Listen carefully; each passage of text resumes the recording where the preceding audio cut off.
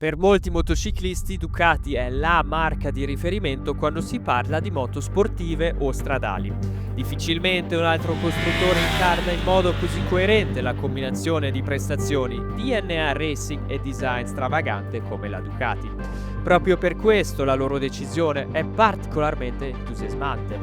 Ducati entra nel mondo delle moto off-road. Ma con quale obiettivo? Perché affrontare il passo verso un territorio completamente nuovo, nel quale sono già presenti marchi affermati da tempo? Avevamo molte domande e anche molta fortuna, perché abbiamo avuto l'opportunità unica di parlare direttamente con i responsabili del progetto Offroad presso la sede centrale Ducati a Borgo Panigale.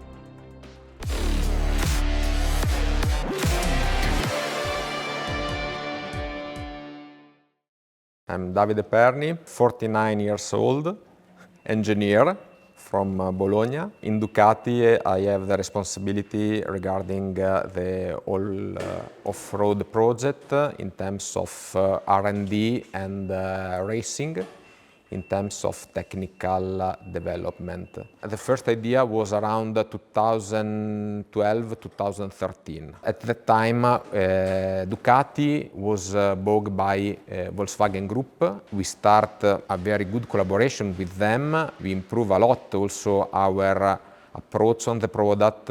This allow the company to grow up in terms of profitability, in terms of turnover, in terms of production, and we are thinking that okay, now the company is in a good situation. We would like to continue to grow up. So what we can do? Beginning spring of 2021, we got the approval from Volkswagen top management to go ahead with this project. It's a project of a range of off-road bikes, 450 and 250. But we decided to start with the 450 motocross because it's a little bit in Ducati's tradition to start with the high-end model as we do with Panigale V4 and then eventually come up with with Panigale is the V2 and with Ducati will be the 250. Then obviously we will have also enduro version and a supermoto version coming at a later stage. I was in the meantime a bit surprised because after many years finally they tell us, okay, go. And in the same time I was very, very happy because I am off-road enthusiast and is my passion and was like a dream when it's come true. So it was very big emotional for me and for all of the group because in Ducati we came from the asphalt, but many people that work here are passionate of off-road. They have a motocross bike, enduro bike. We go in the weekend to have some riding all together. So it's many passionate people and with experience on this field. We were very excited to enter in this new field because we feel that this segment has some communality with our spirit. We are a company that is very competition oriented and of course off-road, cross, enduro is a field that we feel similar to our spirit.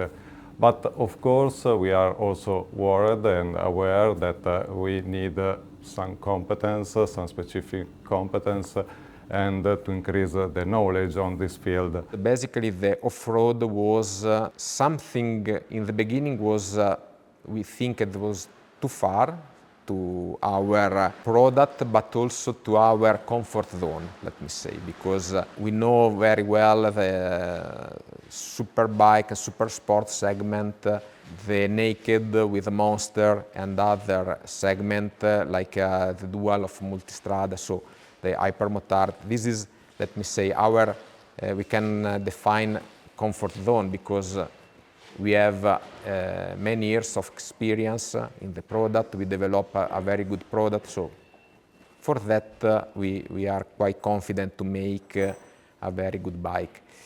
The Offroad is quite a new, quite different, a lot different product. but the core is the same. So very close to the racing, and also the performance of the bike should be at the top level, because every race you need to fight with your competitor. So it's very close to our philosophy. Sono quindi passione e opportunità a spingere Ducati nel fango. Ma perché iniziare proprio dal motocross? MXGP in the world and Supercross motocross in the United States are the biggest in terms of audience, and the riders there, they are obviously quite well known. And I'm sorry to say, unfortunately, the enduro guys are very strong, but they are not as popular to be a kind of brand ambassador for a new brand like Ducati coming into this in this field. Ducati, you know, is a company where the racing is a very important of its history. In the recent history of Ducati, we started to make race with Superbike since the 1988, more or less. Most recently, if it's already more than 20 years, also in MotoGP. We believe that the best way to develop a racing bike is to make the development in the race. Motocross bikes are racing bikes. They are not homologated for street use, so the clients and the fans that are using this bike, they use them on motocross tracks. So racing is really linked to the product. It's not a product you buy if you're not racing or at least enjoying an activity on a motocross track. We decided that racing was the key to promote this new model, and this is why last year we decided to participate in the Italian Motocross Championship with the bike which is here, and it was a full prototype at that time, but basically it was a prototype with the same configuration of a production bike. So it was also decided, thanks to the guidance of our CEO, Claudio Domenicali, who said, you know, let's go racing. We're gonna see, maybe we have some issues or problems, but for sure the pressure you put on the team on racing is extreme, so we will possibly develop an even better product. Unexpectedly, I would say, we won the championship because at the beginning we didn't know exactly where we would stay, and we also took part into wildcards in MXGP just to see a little bit where we would stand in terms of competitiveness at the world level. Tony Cairoli, probabilmente la stella più luminosa del firmamento italiano del motocross, 9 volte campione del mondo, entra a far parte del team e dello sviluppo delle moto Offroad Ducati.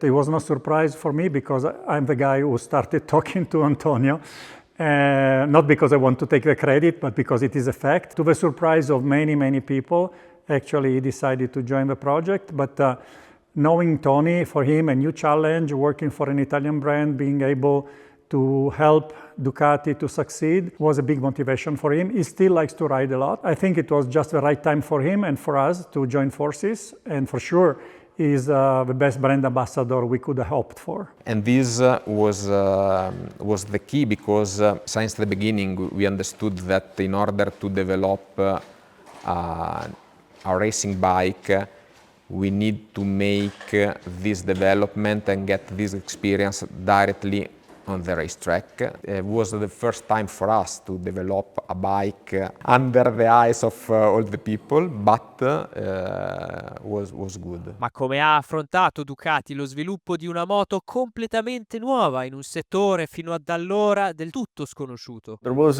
quite a long period in which we had to study a lot. We bought several competitors' bikes, the best of the market at those times, and there was a huge activity of reverse engineering, so just to understand which was the technical level of the different components, and we understood that the technical level was really high. And then we decided to go our own way, trying to choose what was our best application in this world with the technologies and the material that we already knew. People need to recognize that is a Ducati, not is a copy of some other brand. This is in the beginning was a very big challenge, because today our competitor are at the status of the art. So if if you go in every dealer and close your eyes, take one bike, off-road bike, is very, very good bike. It's a very competitive bike, so it's not easy to make something better. We understood that it is very important to reach a maximum peak of power, but it is crucial to have a very linear, progressive torque delivery. If we speak about MXGP or Supercross in US, okay, they are, let me say, like an alien that is coming from the moon. But for a normal rider, or also rider that use the bike in national championship, the limit today is not the bike, is the rider. This was for us very interesting to understand, and we worked a lot on this in order to get this linear and progressive curve. Another topic was for us interesting to understand that probably could be an advantage to increase the range of engine speed where the engine could be usable. And this for us, for example, the Desmo could be a key advantages because using the Desmo you could push a little bit higher the speed limiter, for example. The point was not Desmo yes or Desmo no, the point was which is the target of power. I have experience in off-road like passionate guys, and I remember that 15 years ago, more or less, top-level rider want more power. So probably we achieved also 66, 68 horsepower, but finally people are not able to ride because the limit again is the rider and the track condition during the race, is not the power. We can take out more power from 450 than the 63 horsepower that we have today, but probably is not an advantage for the rider. Per tutti coloro che non hanno ancora avuto il piacere di conoscere la tecnologia dei motori Ducati, la desmodromica è il sistema di distribuzione unico di Ducati nel quale le valvole non solo vengono aperte ma anche richiuse tramite una leva meccanica. If you compare a Desmo system to a traditional spring system, you see immediately that there are some additional components. First, you see that there is a second cam lobe and there is an additional rocker arm that provides the closing forces to the valve instead to the closing forces provided by the spring. But with some advantages, because the Desmo, the mechanism is very precise. It is free from any valve float or resonance issue and could provide higher closing forces. It means that it is possible to impress to the valve an higher acceleration. And at the end, you could have, for example, like in this project, an higher valve lift without increasing the valve duration. This was for us the main advantages for this project, because we will have a strong torque curve at mid-range, and this is achieved by a short duration of the cam profile. But together we want also to keep a power boost at very high RPM. Increasing the valve lift, you could cover both the tasks. Then, as you see, there is not a problem, for example, to set the valve limit, the engine speed limiter very high, because there is not a problem about resonances. The friction of the Desmo is lower compared to a valve train, so you get a little bit more torque available at mid-range. These are more or less the main feature that we gain using the Desmo. Meantime, we work in order to reduce the negative point of the Desmo system, that is the increasing of the weight, because the system is a little bit more heavier than the normal traditional system with the spring, but finally today we have the twin camshaft engine that is the lightest in the category. The Desmo is a little bit more complex to design. It is a little bit more complicated and complex to produce because you need to be very precise. You have two mechanisms that has to move exactly at the same time with the same movement. It is a little bit more complex. A maintenance point of view, there are two gaps to be registered and not only one as a spring valve train. This is the only complex feature for the maintenance. This is not a super bike that you go one time per month or every 2-3 months in the racetrack. You go every weekend. The hour that you put on the chassis, on the engine, people go, enjoy, and need to have a solid technical base on the bike. For that reason, our maintenance schedule is very good in my point of view, and we are working also to give to the client a very precise indication when is necessary to make the maintenance. The structure more or less is the same as any other dirt bike. So we have 3 main scheduled maintenance appointments. One is the oil service, that is every 15 hours. The second one is the mid-service, that is the maintenance of the upper part of the engine, so the replacement of the piston, that is planned for 45 hours, at 45 hours.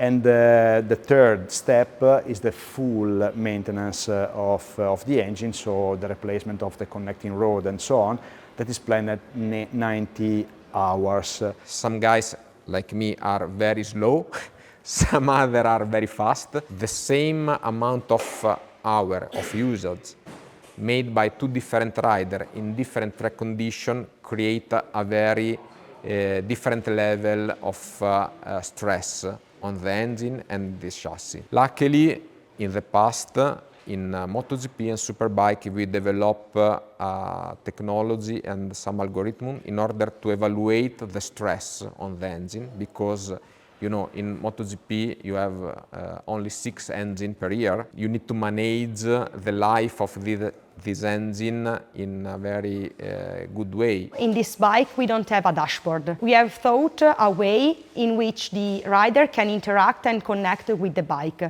So we have thought about phone application. And so this is the starting point of the idea to make a dedicated app for this segment called Cross Link App. During the first year, we will release a special feature on our bikes thanks to a special software embedded in the engine control unit that will be able to adjust the deadline of the mid-service and the full service, so the 2 main most important scheduled maintenance appointment, depending on the riding style of the rider. You need to change the piston every 45 hours if you ride all the 45 hours like a Cairoli in Lommel, in his best lap time. So, if you are faster than him, the application tell you, hey, you are arrived after 40 hours, 39 hours, you are arrived, you need to change the piston. But considering the level of Tony, probably a lot of people will see a very different value, and this value you can see in our Crosslink app. The app allows to tweak some engine parameters in order to create some riding modes. The riding modes can be composed by different parameters, as throttle response, engine brake, launch control, and traction control. Then you can have also information about some real-time data of the bike, temperature, pressure, but also the error or warning on, in case we have some. And finally, we have also a page in which the riders can have suggestions in how the suspension should be tweaked. So you can put your weight, your expertise again, and also the track, and we suggest you the click for the suspension setup. Ma la nuova Crosslink app non è l'unica funzione high-tech nelle più recenti tecnologie Ducati. The Desmo is for sure one of the main characteristic of the engine, because the engine speed of the engine is 11,900 RPM. That is somehow a benchmark in this field, and also the power delivery is super thanks to the Desmo. Then I think that all the other special characteristics are in the electronic system and in the frame, and all the features that we introduced on this bike, like the quick shifter and mainly the traction control, that together with the engine will give a super crazy experience to the rider. The traction control we have developed, called Ducati Traction Control, is a real new strategy based on inertial measurement and also vehicle information, dynamic measurement information, and also engine data that arrive from the engine control unit that can detect the real spin of the rear wheel. If we compare our Ducati traction control to the other traction available in this segment, we cannot say that the other one are a real traction control strategy, because they just check very fast variation of the engine response, engine TPS, and just act checking this really fast variation. In our case, we really measure and detect the slip and also the jump. And so in our case, we can work really when it is needed. We have tested a lot our control in different tracks and with different riders, pro and amateur, and we have demonstrated objectively that the lap time is lower than without our system. E non solo il controllo di trazione è qualcosa di speciale, ma anche il telaio. This was coming, first of all, coming from trying to give to our colleagues, the engine guys, the possibility to get the maximum performance out of the Desmo engine. So we need to design a bike with straight intake and exhaust ducts, and this was the very first step. And then once that you decide to have the suspension, the head of the suspension bridge below the intake duct, then of course the shock can be placed in the middle of the bike, and this is helping the frame to work exactly the same on the left and on the right side. And this is not so usual on the off-road application, because several times you have the shock absorber that is a bit on the right side of the bike, because on the left you have the intake duct.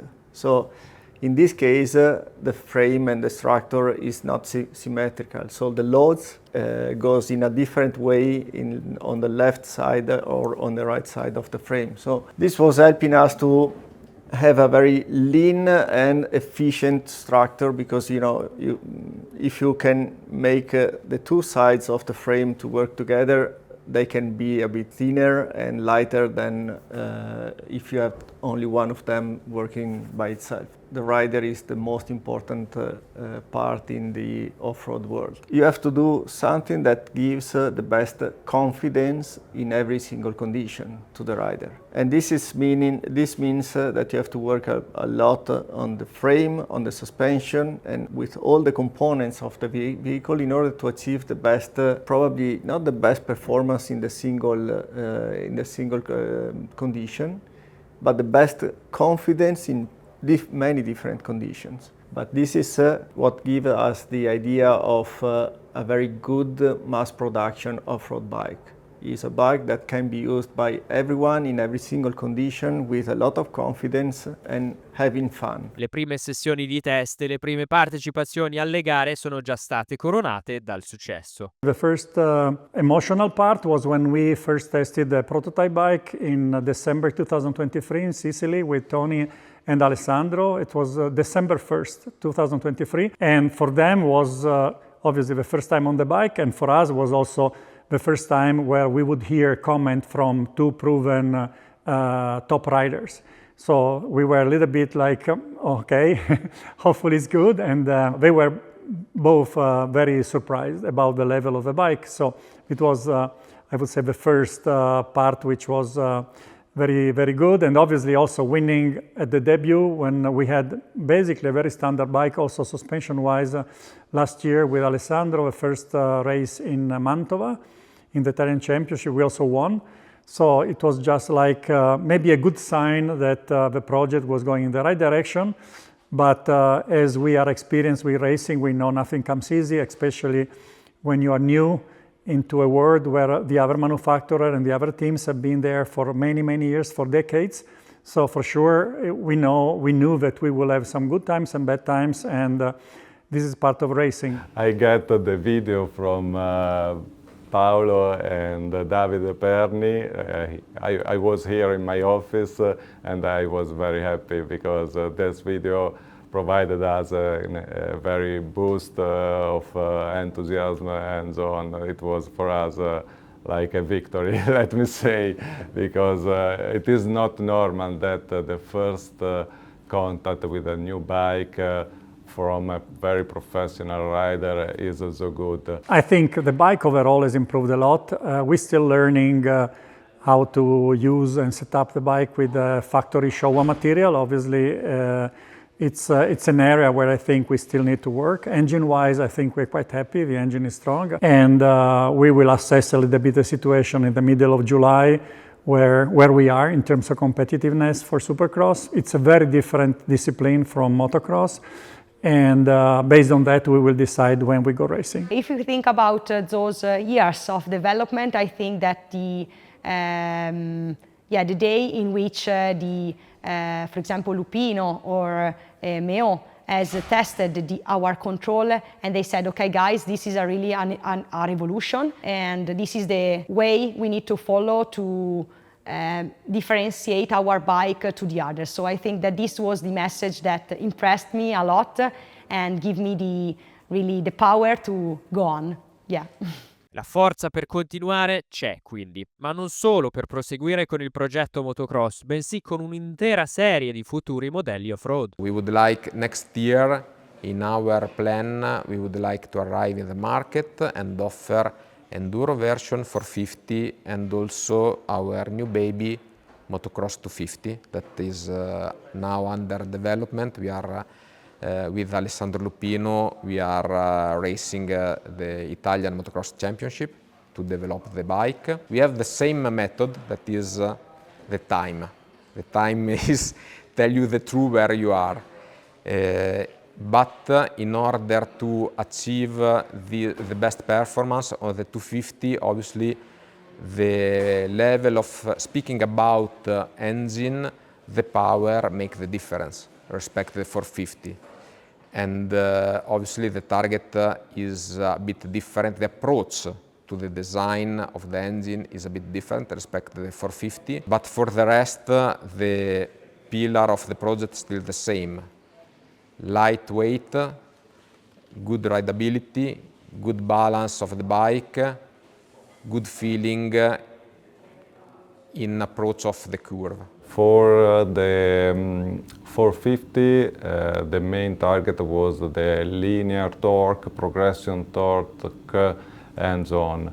For the 250, we have to stress a little bit more the maximum performance. Frame, swing arm, many components will be the same. The combination of the frame plus engine give to the rider the global feeling. For us, it's more easy to play with the stiffness of the engine and the stiffness of the bracket that connect engine to the frame, instead redesign a specific frame for the 250. Don't make sense redesign any frame. Allo stesso tempo anche il primo modello hard enduro di Ducati richiede attente riflessioni. We're testing the enduro bike. The plan is actually to have it in production next year, around springtime or early summer next year. The 450 Obviously, also challenging to get the homologation because it needs to be street legal. But I think we will get there in time. And then racing-wise, we don't have a plan yet for racing the enduro. We will consider when the time comes. Obviously, at the moment, we'd like to try to do few things and try to do them well because the structure is growing, but we cannot really afford to put too many racing programs on the table. We'd rather do each at a time in the proper way and then move to the next one. Enduro homologation, it is a challenge, yes. We are working on it. Until that you don't get the homologation, you cannot go to make a race. You cannot go with a prototype bike to make a race. It was a big challenge, even the new noise regulation with 109 dBs for motocross. Even in this case, we had to work a lot on the exhaust and on the intake. With the homologated bikes, it is even more difficult. It is a matter of combining very high performance, professional performance with homologation. Then, of course, the performances will not be the same as the motocross one. This is sure. But we saw that even for the competitors, we are in line with the best competitors or even slightly better with the homologated version. The common point between the motocross and the enduro engine is lighter is better. This is the starting point. The engine of the enduro is under development. The external shape will be the same, but inside will be totally different because the target and the usage of the engine is totally different. We changed it a little bit, for example, the cam low profile, the valve lip profile, the compression ratio, and something like that. But the engine still remain more or less the same. Supermotard